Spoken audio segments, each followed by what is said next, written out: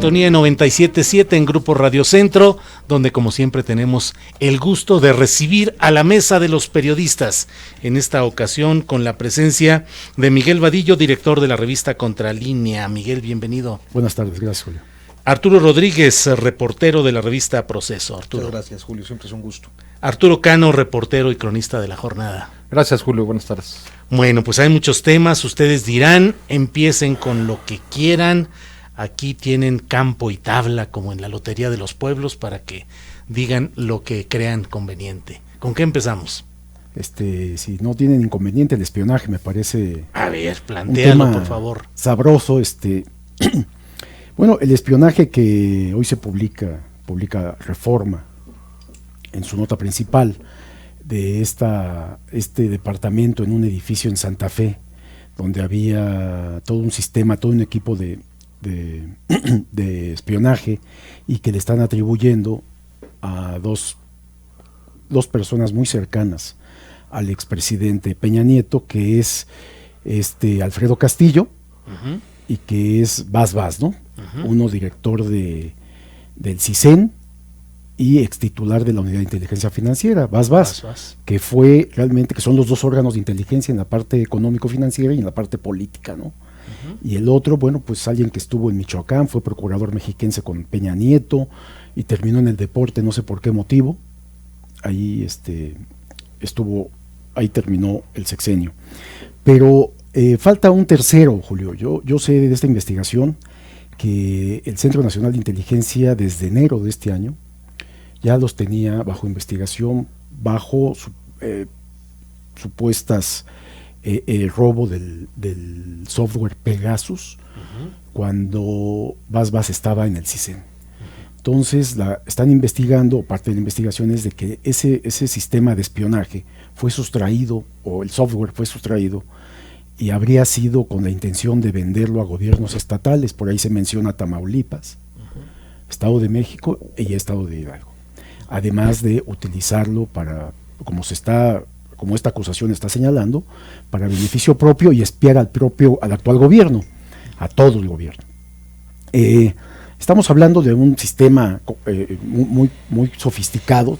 Se ha mencionado mucho este software, porque lo tenía también la Defensa, la Procuraduría General de la República, el CISEN, ahora Centro Nacional de Inteligencia, y esta investigación ya viene de, digamos, los últimos 10 meses, es decir, no es nueva.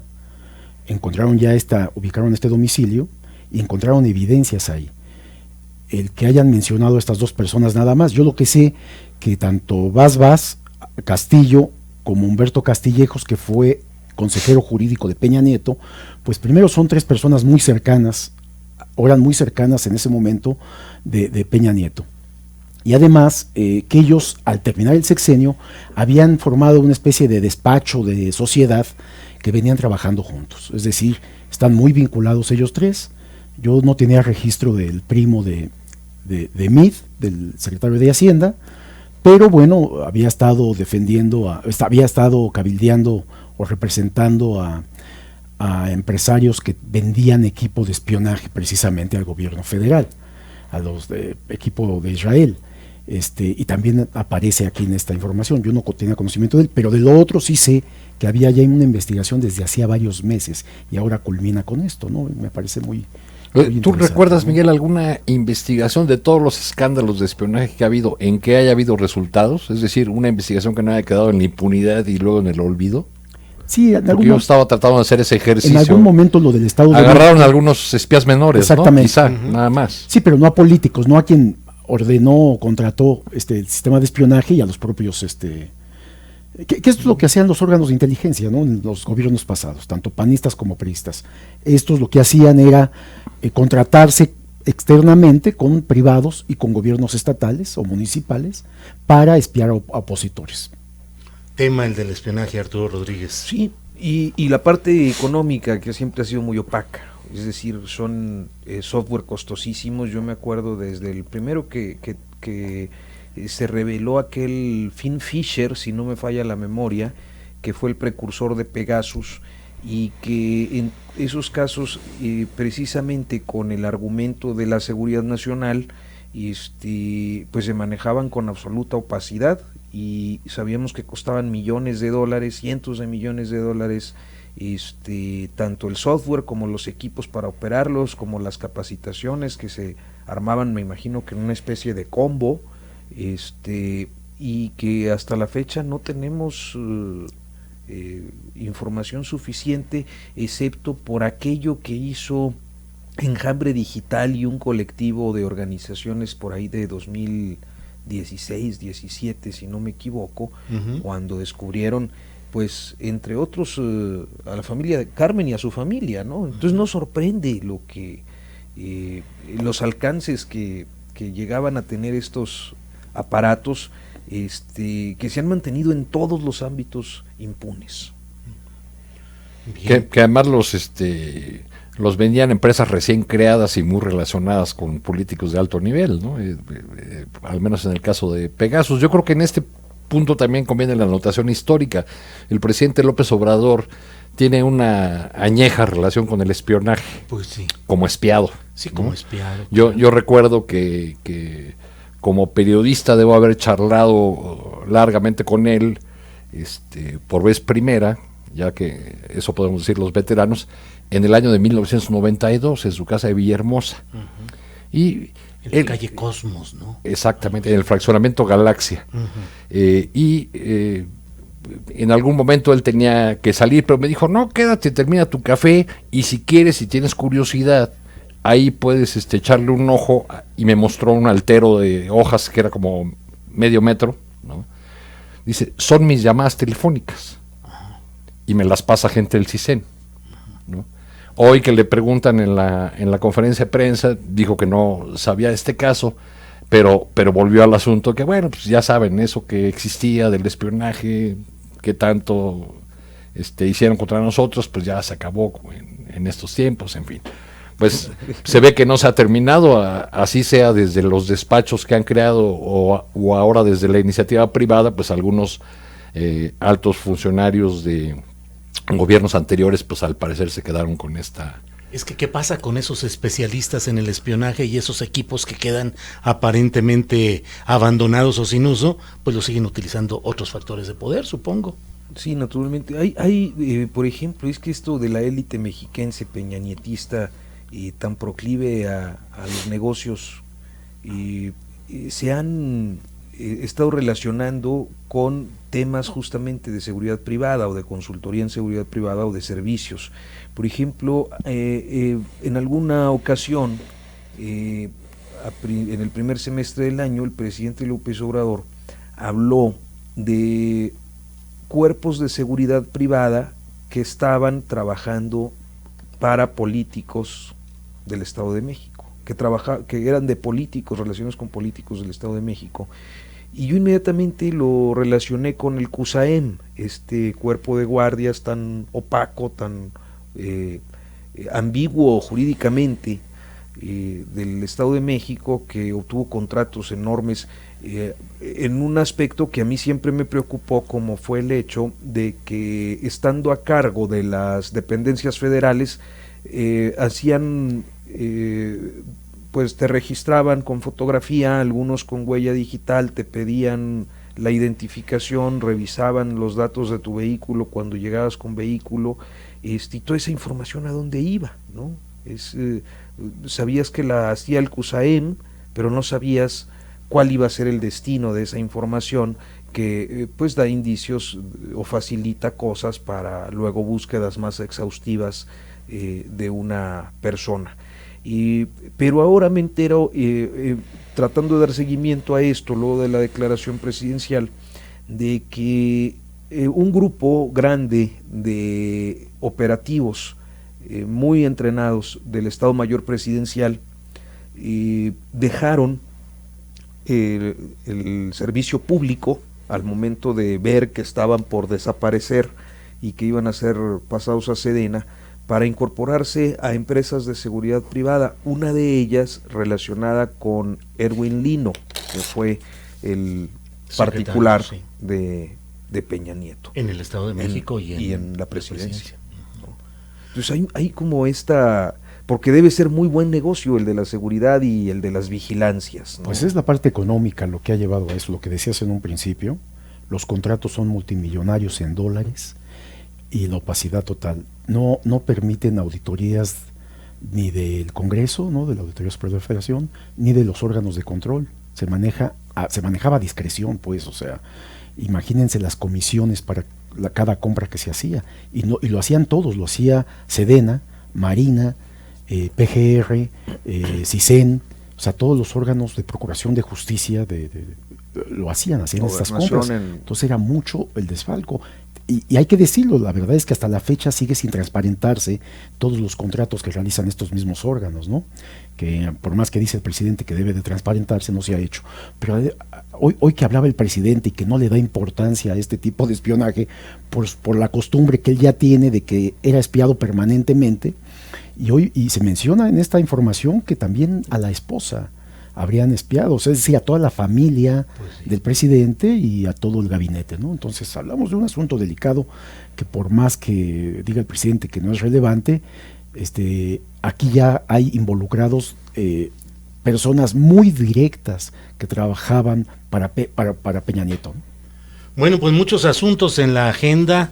El propio secretario de Seguridad y Protección Ciudadana, Alfonso Durazo, ha reiterado hoy al salir de la entrega de la medalla a doña Rosario Ibarra de Piedra, que no hay, que en los cargos como estos ni se buscan ni se renuncia a ellos, se asume la responsabilidad ante las voces que piden la renuncia de Alfonso Durazo, y también está por iniciar la reunión en la Subsecretaría de Gobernación con Ricardo Peralta de los presidentes municipales, ayer gaseados o no con todo este ruido que se dio. Entonces, pues hay muchos temas, lo que quieran ustedes comentar. Bueno, a mí sí me gustaría, supongo, y he visto y he escuchado, bueno, he visto sobre todo porque veo más, y que, bueno, ustedes, tú en tu espacio y los periodistas, en fin, han dado pues amplios espacios al tema de Rosario Ibarra de Piedra y la medalla Belisario Domínguez.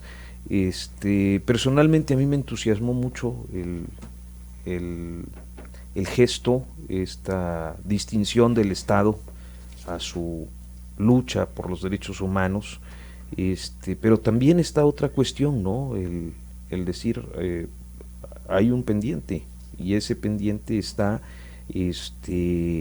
estancado, creo que pues en un área de la Secretaría de Gobernación a cargo de Alejandro Encinas, que quizás por el volumen, quizás por impericia de parte de su equipo, o por lo que sea, pero que no ha sido capaz de ofrecer avances para los reclamos de muchos de estos casos históricos relacionados con la represión de los antiguos regímenes. Entonces, pues creo que es esa doble sensación, ¿no?, de ver reconocida a una personalidad como doña Rosario por el Estado mexicano, el mismo Estado que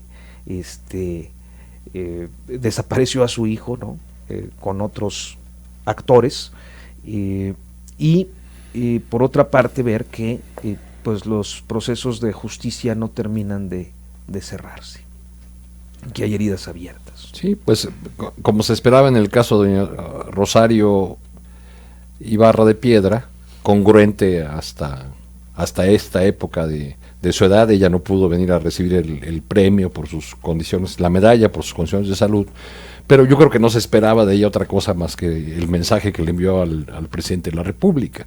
Es decir, Andrés Manuel, aquí te encargo la medalla y me la devuelves junto con la información del paradero de mi hijo y de todos los desaparecidos. Yo creo que esa congruencia pues ha sido una de las señas de identidad de la figura de Rosario Ibarra de Piedra, un personaje sin el que no se entenderían largos años de las luchas y de la resistencia en contra del régimen autoritario. Inclusive Alejandro Encinas tiene ciertamente sobre sus hombros el peso no solamente de resolver asuntos que no son mucho más cercanos o contemporáneos como Ayotzinapa, sino el peso de la historia y de las injusticias heredadas, ¿no?, de la impunidad antigua. Sí, es que iba a decir algo en relación a esta cuestión de Rosario Ibarra, y cómo es que inclusive en los pues en los años que estuvo como senadora de 2006 a 2012, a mí me tocó, por ejemplo, siendo todavía corresponsal en el norte del país, conocer las primeras historias de desaparecidos, por ejemplo, ya en este contexto de la violencia desbordada a partir del sexenio de Calderón por doña Rosario, entre otros, algunos casos que luego se volvieron muy conocidos con la Caravana por la Paz en 2011, como el del Vaquero Galáctico, ¿no? El papá de este muchacho artista urbano, pero también el de un tema que creo que estaba por ahí enlistado para abordarlo, el caso de los petroleros de Cadereyta, de los 37 Claro. sindicalistas de Cadereyta, que fueron desaparecidos, y eran casos que llegaban todavía a los medios de comunicación acá en la Ciudad de México, precisamente por doña Rosario. Y en ese tema, bueno, pues seguramente habrá más cosas que decir ya en lo que tiene que ver con el sindicato de Pemex, pero me parecía importante la acotación, porque sí son muchas décadas de haber puesto en la discusión pública temas de primera importancia, que pues nos han traído en buena medida a lo que somos hoy y a lo que hacemos hoy, ¿no? Miguel. Pues dos rosarios, ¿no? En la prensa, Dos ¿no? rosarios. Una luchadora social incansable, defensora de los derechos humanos, víctima de la guerra sucia, con un hijo desaparecido, que desde entonces ha caminado todo el país y ha ido hasta el extranjero a hablar del tema, ¿no? Y la otra Rosario, una política que fue de izquierda, y como muchos otros políticos que se transforman en el camino, el dinero los convence, y que está presa, y que se dice presa política, ¿no? Sí. Cuando la historia de Rosario, lo que se ve, el abuso de poder, el interés del dinero, tanto con Carlos Ahumada como ahora en Sede Sol, y que Peña Nieto, con el descaro que le caracterizó, la nombra secretaria de Estado de una secretaría que tenía que ver por los más pobres y desprotegidos del país, y abusan ahí mismo, ¿no?, del dinero público. Decir que no es responsable cuando ya se tiene toda la evidencia, todos los órganos de vigilancia y control han probado este mal uso del dinero, ¿no?, de contratos mal hechos, y que ella dice, pues yo no firmé, yo no soy responsable, ¿no? Cuando todos sabemos que por supuesto no solamente es responsable, sino que es cómplice de este uso de dinero público para beneficio de unos cuantos, ¿no? Entonces son la historia de estas dos Rosarios, que es como han destacado, una de ellas la que nos importa más, que es la que ha luchado por los derechos humanos, ¿no? Y en el caso de Robles y de Rosario Robles, muy vigente, pues porque ayer el juez confirma la prisión preventiva, que la mantiene desde hace unos meses en Santa Marta, Catitla, y que se repone como parte de un proceso. Creo que es bueno clarificar un poco, porque me parece que das en el clavo, maestro Vadillo, en el tema de cómo ella se la ha pasado diciendo que no firmó, y que pues sí, no firmó en algunos casos. Creo que ya hay documentos que pudieran estarla implicando directamente, pero en el caso concreto de estos días, que es más del procedimiento previo inclusive al proceso que se seguirá por los delitos que se le imputen, el menor que es el de no haber notificado al superior, pero otros en los que pudiera estar implicada, tiene la característica de esta victimización, que ciertamente se plantea como presa política, argumentando el tema del domicilio, ¿no? Y que ella siente o denuncia que se falsificó una identificación para acreditar que su domicilio no era el que ella sostiene que es. Que hoy justo López Obrador decía, sí, yo estuve en alguna ocasión, es allá por Copilco, por donde yo vivía antes, etcétera. Me parece interesante porque hemos dado cuenta de que en efecto Rosario Robles tuvo diferentes domicilios. Ella dice, en los últimos 20 años he vivido en el mismo lugar, pero hay que recordar que justo antes del escándalo Ahumada, vivía en la casa que le rentaba la esposa de Carlos Ahumada en San Ángel, que ya como secretaria de Estado con Peña Nieto, pues vivió en la plaza, en el condominio de la Plaza 222, Reforma 222. de Reforma 222, y luego en Tennyson 223, en Polanco. Y a mí me gusta, quiero destacar este dato porque me parece que ha sido poco abordado, la forma en la que en el contrato al que tuvimos acceso en proceso hace unos meses, de arrendamiento para Reforma 222, ofrece un domicilio en Torreón, Coahuila, cuya dueña de ese domicilio que ofreció Rosario para rentar una casa, es accionista de empresas beneficiarias últimas de la estafa maestra. Es decir, no hay salida con el tema de los domicilios, ¿no? Y sin embargo se mantiene en esta afirmación que me parece pues falaz y que la retrata también de cuerpo entero. Hay un dato, si leyeron la carta que le manda al fiscal general de la República, hay en una línea dice, se está adelantando, dice, esperemos que no me inventen más delitos. Y no es porque esté esperando, es que ya están armados otras acusaciones por otros delitos que vienen, ¿no? Parte del trabajo de la Unidad de Inteligencia Financiera, pero ella se está adelantando, le dice al fiscal, no me pongan más delitos, porque ya viene, ¿no? Es inevitable. Arturo Cano. En su proceso de conversión, Rosario Robles buscó reinventar su biografía, ¿no? En los años de su tránsito hacia el PRI, borró partes de su vida que no le resultaron adecuadas quizá para sus nuevos amigos, pero cuando dice que en los últimos 20 años he vivido en la misma casa, miente. Simplemente porque la casa se la tuvo que ganar en un juicio a su exmarido. O sea, quien se había quedado originalmente con esa casa de Coyoacán era el esposo, el padre de su hija, Julio Moguel Viveros, historiador, escritor, y hasta que ella le ganó un juicio fue que se quedó con esa casa y que tal vez volvió ahí a vivir en algún momento o iba los fines de semana, no sé, porque pues al parecer tenía muchos lugares donde estaba. Sí. Los vecinos, yo recorrí la zona y los vecinos dicen que no. Que nunca la veían ahí. Que cuando fue jefa de gobierno sí, pero que hacía muchos años que no la veían ahí. Que al parecer quien vive ahí es la hija, que es justo la que hace la reivindicación más... que además cuando se casó mediática. Fue a vivir a Polanco, la hija. Exacto. Entonces es todo como parte de este esquema de los excesos, ¿no? O al menos así lo veo yo. El departamento de Tennyson, por ejemplo, se lo rentó a Ruiz Esparza, ¿no? A su compañero de gabinete, secretario de Comunicaciones y Transportes. El franciscano y muy probo secretario de... Se lo pudo haber rentado incluso a Mario Marín, que fue padrino de la boda de su hija, ¿no? Claro. Y lo de la reivindicación de la hija me parece que es natural y es entendible, ¿no? O sea, ahí no podemos decir gran cosa, ¿no? Que la salga a defender la hija es bueno, es el papel del hijo y el padre, ¿no? Sí. No, ahí yo creo que la hija...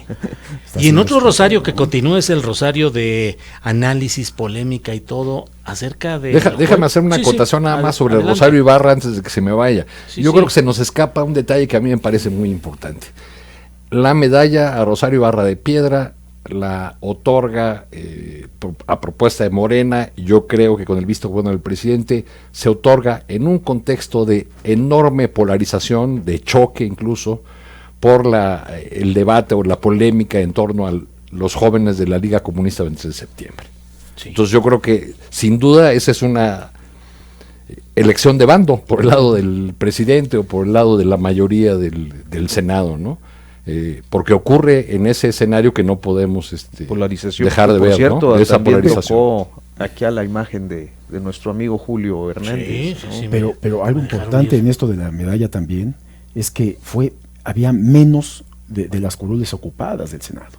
Es decir, hubo una ausencia, un Claro, vacío, claro. pero además tiene que ver con el desprecio a los luchadores sociales, a los defensores de derechos humanos auténticos, a las víctimas de toda esa masacre que ocurrió. O sea, si se lo hubieran dado a... No, como ya ya se la pasó, dieron yo te diría, al dueño del Palacio de acuérdate del Hierro. empresario. Sí. ¿Por qué no faltó ningún senador? Claro.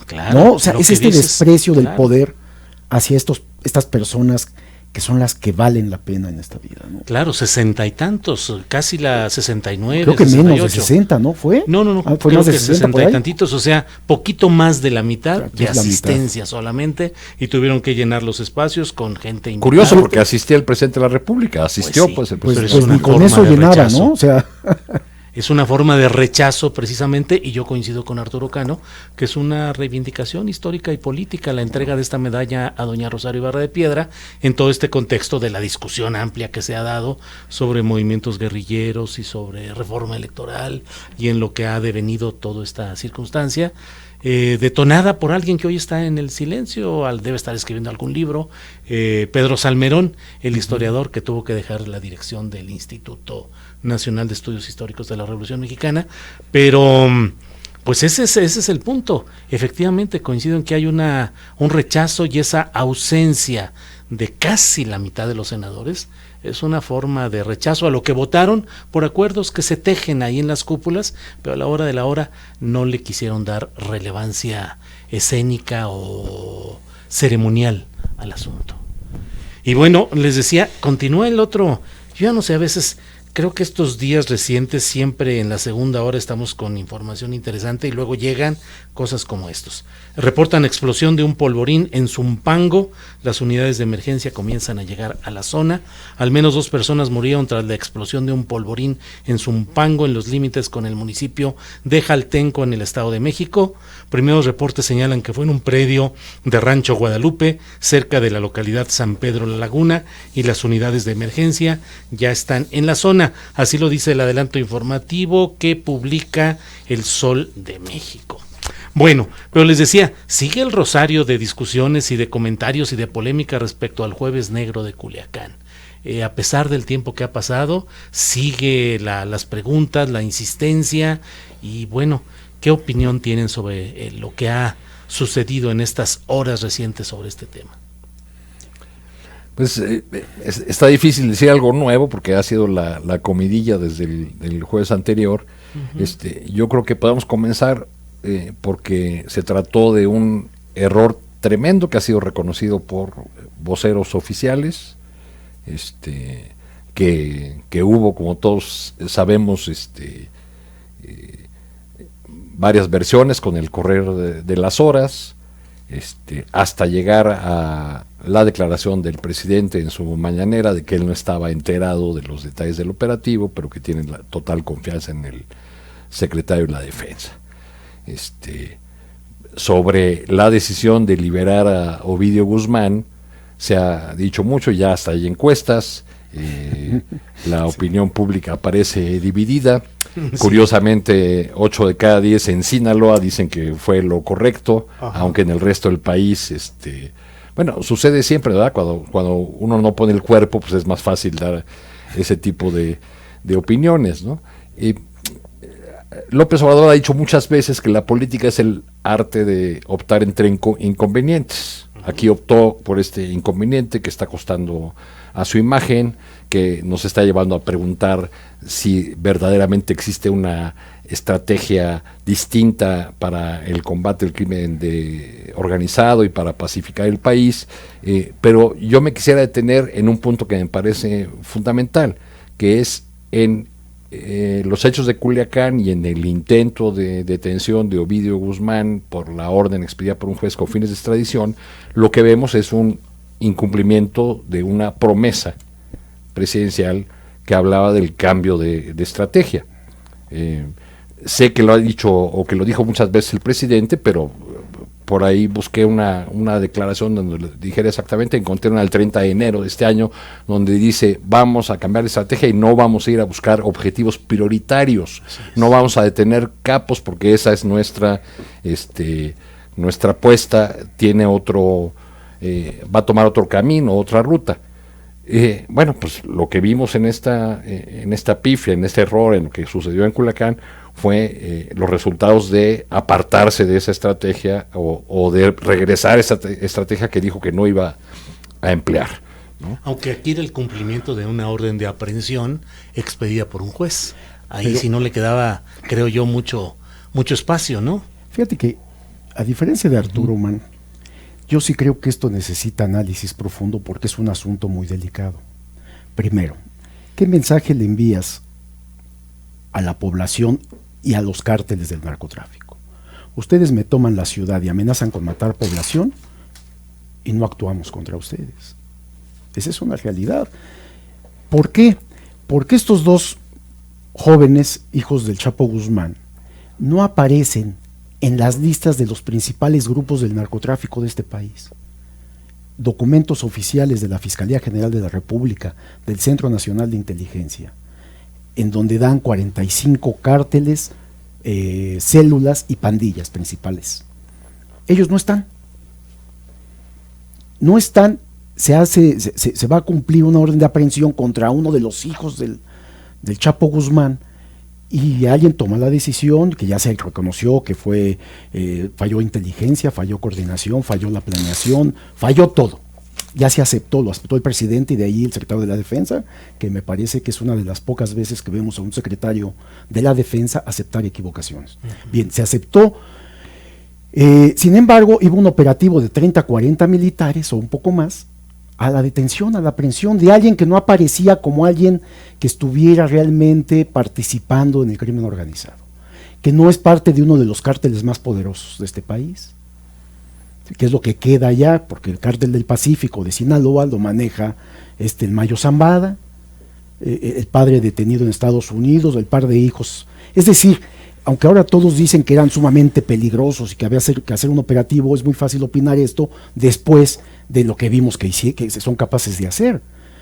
Tuvieron una movilidad impresionante, que se equivocaron en la estrategia, pues en la inteligencia, en la planeación, ya se aceptó esto, ya se entendió. Entonces, sí se necesita, por ejemplo, que en el análisis se entienda primero que estos dos muchachos no aparecían en el radar.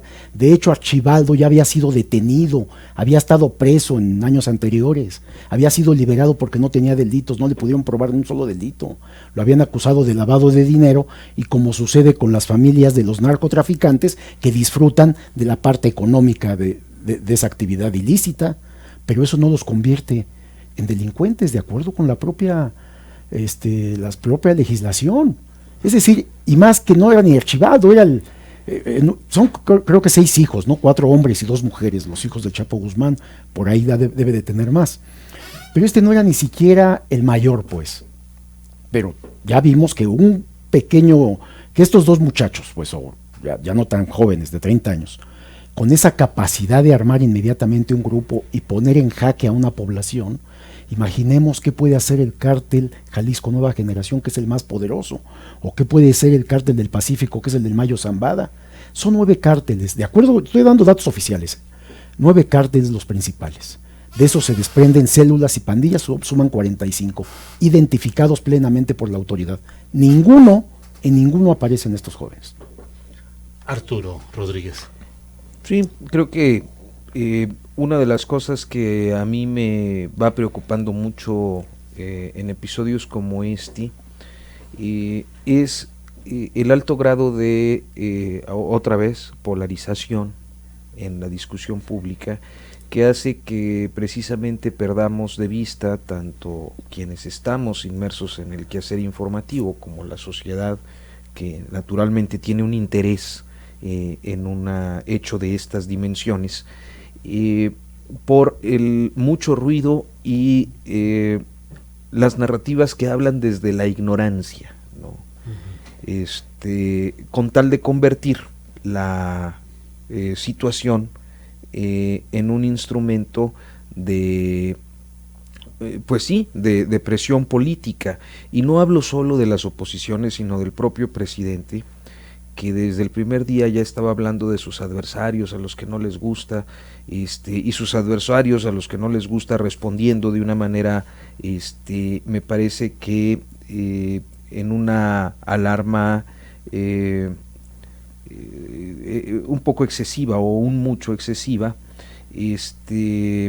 porque yo sí puedo coincidir en gran parte con Arturo y con Vadillo en diferentes aspectos, particularmente pues sí en el mensaje que se manda. Hay naturalmente un tema de información que se tiene que tomar en cuenta, etcétera, pero por otro lado me parece que en esto de la discusión pública se estaba hablando ya del Estado fallido, del Estado paralelo, de narrativas que en realidad nos llevan a ser muy perjudicial la discusión pública, o muy más envenenada de lo que ya está, porque además hay una tergiversación conceptual en todo esto. Entonces, para mí eso creo que debe ser motivo de atención en este y en otras coyunturas, y colocar las cosas como lo que son, ¿no? O sea, sí es una crisis para el gobierno de López Obrador, en función de un hecho que ocurrió en un día, donde se cometió un error operativo, que fue evitado un segundo error, me parece, o al menos es mi percepción. Es decir, bien resuelta. Ante la falla que había, bien resuelta. Si hubiera habido 200, 300, 500 muertos, esto sería el acabose para el gobierno. O sea, exacto. Ante la equivocación brutal que se cometió, el fallo que tuvieron todos, la planeación, todo lo que decimos, fue una decisión acertada. Sí. Esa es mi opinión. Pues, yo también coincido, sí, el repliegue fue lo mejor que pudo haber hecho. Y esta decisión sí provino del presidente. Yo sí creo que el presidente no estaba informado. Pues es que iba en un vuelo comercial. Es un operativo que tampoco necesitaba, parecía que no necesitaba gran cosa, estaba ubicado. La DEA estaba ahí. Julio. Bueno, 5 personas fueron al Ángel de la Independencia a pedir la renuncia del presidente por estos hechos, ¿no? O 10. ¿Cuántas? Creo. 10 o no sé cuántas eran. No, pues eran muchas, ¿no? Yo no las vi a Velasco Arzac. Pero tienes toda la razón, tocayo Arturo Rodríguez, en que se habla o se jala, se pretende jalar agua al molino de cada uno con desinformación. Por ejemplo, una de las cosas que hemos escuchado, leído en estos días es: esto nunca había pasado, nunca había sido de esta naturaleza. Bueno, no sé. No de esta dimensión, pero el Mencho en Jalisco, pues sucedió algo pues parecido. ¿Cuántas veces pasó en Guadalajara? Pues bueno, tú vives cuando ahí mataron a Tony en los caminos, lo de 2010. en los caminos de Michoacán cada año, Claro. En Tamaulipas, ¿qué podemos decir de San Fernando y el asesinato de 300 o 400 personas? Los ¿Cuánto se encapuchados de calcula? Monterrey en ¿No? 2009. Sí. O sea, vamos, Sí. Ahora, las cosas como son también, Ahora ¿no? bien, me parece a mí muy interesante ver cómo, a pesar de que es un error muy preocupante en términos, diría yo, estratégicos, el que puedan movilizarse militares para prender al hijo del Chapo y que no lo debatan o no lo discutan o lo conozcan en el gabinete de seguridad que se reúne a las 6 de la mañana, y que el presidente de la República no sepa eso, es un problema estratégico, creo que no podemos soslayar.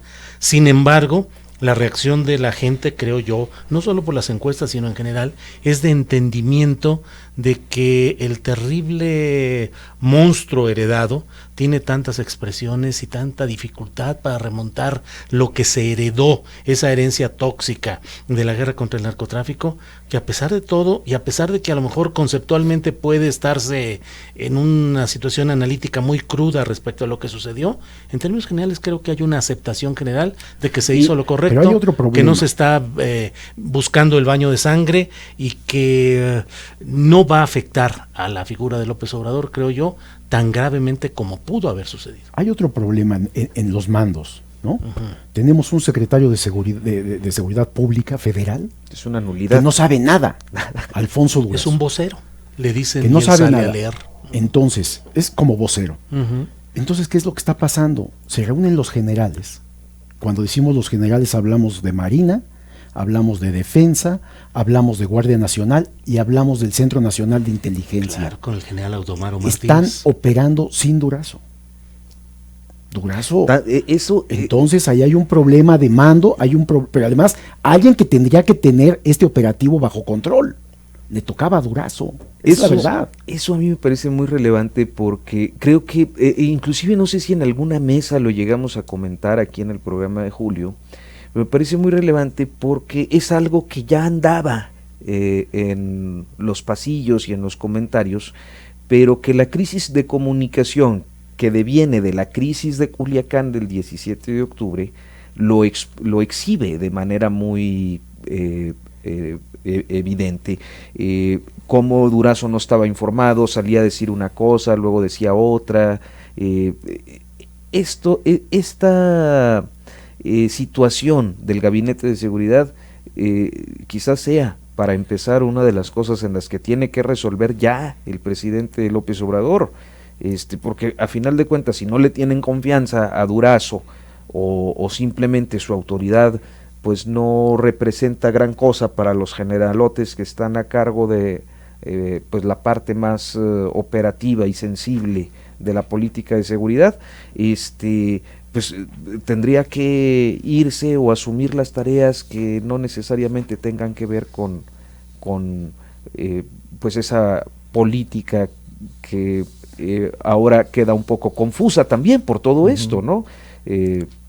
Si va a ir por los capos, no va a ir por los capos, como en fin. Guardando todas las proporciones y hablando de la Ciudad de México, gran operativo con el que se estrena García. Harfuch en la Ciudad de México contra la Tepito. Unión Tepito. Ahí es donde vemos un jefe de policía o un jefe de seguridad pública o ciudadana que no es simplemente un vocero. Sí, porque guardando todas las distancias, sí, ¿no? Con el caso federal y lo ocurrido acá en que usaron federales en este caso, ¿eh? Y marinos, y federales también. Que mira, el centro de la ciudad, o sea, Tepito y toda esta zona de la Merced y los barrios aledaños, pues sí pueden ser un territorio muy complejo, quizás hasta en términos tácticos más complejo que algunas ciudades del norte del país que se han visto colapsadas. Ha habido momentos de exaltación de ánimos ahí en Tepito donde se han organizado. Pero además hablamos de un civil de familia de policías que es un experto en investigación, ¿sí? Pero además que trabajaba también en la Procuraduría General de la República, es decir, es alguien con mucha experiencia, contrario, y ahí se ve la diferencia con Alfonso Durazo, que siempre ha sido un secretario particular, y ahora vocero, ¿no? Y ahora vamos a ver si esta declaración del secretario de Seguridad Ciudadana de la Ciudad de México, que implica a mandos policíacos y funcionarios del gobierno de la ciudad con los delincuentes de la Unión Tepito, pues tiene un camino de investigación y de aclarar hechos, ¿no? Yo sé, por ejemplo, que hay varios líderes de comerciantes ambulantes en la zona centro de la Ciudad de México que han sido amenazados por otros líderes de ambulantes porque los otros cuentan con el respaldo del Unión Tepito.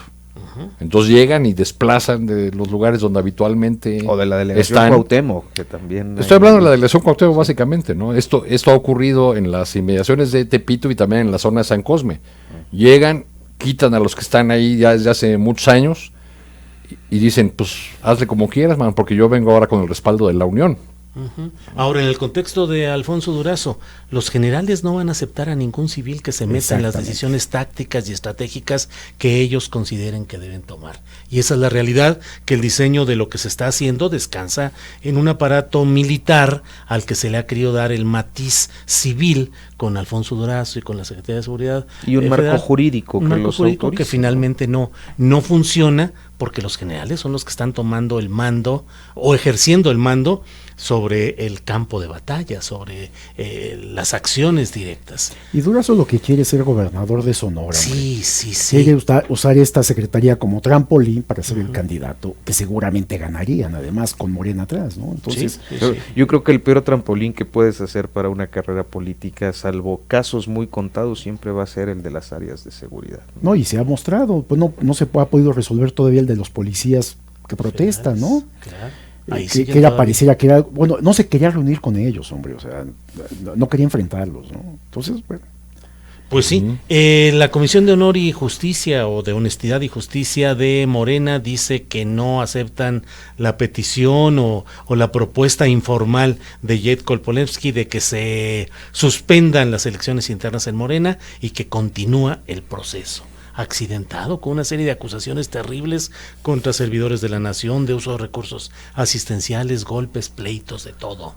Las izquierdas siempre son facciosas y creo que el caso de Morena pues va replanteando esta condición de las tribus que muy temprano se presentó en el PRD.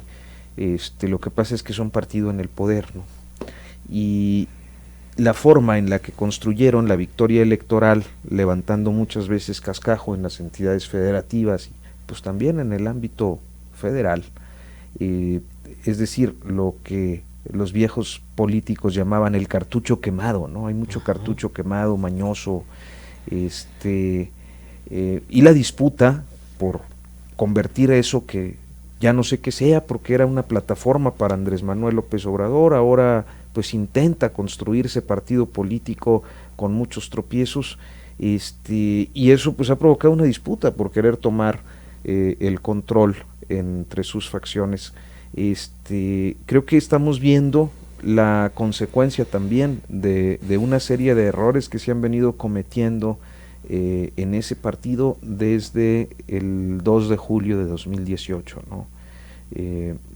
Una ausencia de liderazgo, Yeidkol con un manejo muy torpe de su presidencia, con muchos heridos a cada determinación. Torpe, autoritario, descuidado. Exacto. En fin, ¿no? Entonces esto pues tenía que acabar mal y está acabando así, ¿no? Arturo Cano. Pues es muy curioso ver primero que para hablar del antecedente inmediato del PRD, ¿no? Tenía efectivamente sus tribus, pero el PRD, a fin de cuentas, era un abanico que iba del nacionalismo revolucionario, del PRI, a expresiones de la izquierda social que se sumaron en aquello que fue primero el FDN y el PRD. En ese sentido, Morena es mucho más complejo, porque hay en su seno, incluso hay personajes disímbolos ideológicamente, ¿no? Hay gente que podemos considerar de derecha o tal vez hasta de ultraderecha, así como todas las expresiones habidas y por haber de la izquierda. Eso introduce un factor adicional de conflicto, a lo que hay que sumar que la vida del partido movimiento giraba básicamente en torno al liderazgo de Andrés Manuel. Cuando López Obrador asume la presidencia, pues el partido ahí se queda un tanto a la deriva, y las opciones que ahora están más a la vista son las de Berta Luján, un personaje de toda la confianza de López Obrador, muy leal, el diputado Mario Delgado, que como senador fue defenestrado y muy maltratado por su coordinador de entonces, Miguel Barbosa, por haberse pasado a las filas de Morena y ponerse a las órdenes de López Obrador, pero no se ve cómo van a resolver el conflicto y de qué manera podrían aceptar el método de la encuesta para salir sin diferencias, porque pues, hay una disputa abajo. Yo creo que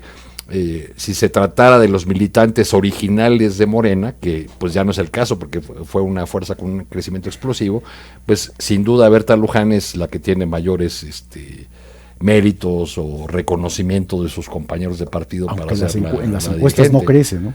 Bueno, pero han sido encuestas abiertas, ¿no? Ahí. No para militantes de Morena, creo. Pero el otro punto es que el presidente está enojado con ellos. Ya les dijo, no quiero saber nada de ustedes, yo les propuse algo, no lo aceptaron, y amenaza además a los servidores públicos de los programas sociales. Es que al que entre a participar en la contienda política con apoyos de los programas sociales, no solamente lo despido, lo ceso, si además lo voy a procesar. Es que ahí hay un tema que ya Álvaro Delgado lo abordó hace 1 o 2 semanas en su columna del Heraldo, y me parece muy relevante, porque también tiene que ver con esto del padrón que la comisión le está diciendo a Yeidkol. Yeidkol venía acusando un problema con el padrón de Morena, que fue diseñado por Gabriel García, y justo Gabriel García es quien se encargó de hacer también el padrón de los programas a partir de esta estructura de los servidores de la nación. El todopoderoso subsecretario de Bienestar, digamos. Que fue, porque ahora está pues alicaído debido a lo errático de su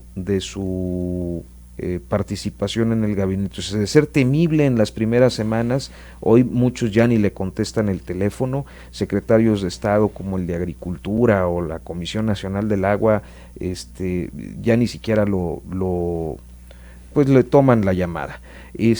Pero no es todo.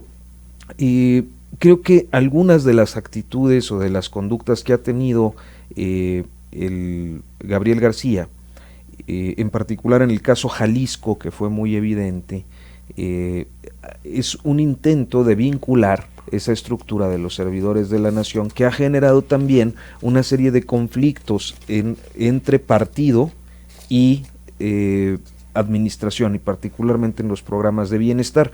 Entonces creo que por allí iba un poco el mensaje que da el día de ayer, cuando dicen: cuando vienen a traerme cosas, no me importa, no me interesa, yo recomendé algo y no me hicieron caso, y qué bueno, nada más voy a mandar una carta, y es la que finalmente ya no supe si emitió o no, donde les recuerda los principios sobre los que se fundó, según esto, este partido.